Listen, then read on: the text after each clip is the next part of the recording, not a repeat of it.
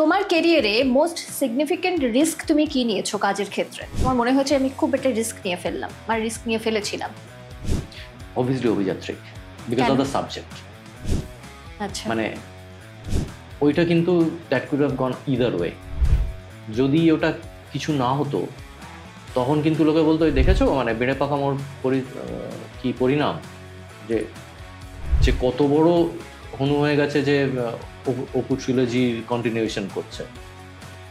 এরকম কি শুনেছো যে কাজ করতে গিয়ে ওটা তখন কানে ওটা এসেছে? অ্যানাউন্সমেন্টের সময় থেকে শুনেছি। নিজেকে কি মনে করে? কারা বলেছেন? নাম বলবো না।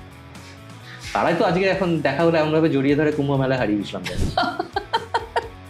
তো নাম বলবো না, সবাই প্রতিষ্ঠিত করে এটা শুনেছি আমি।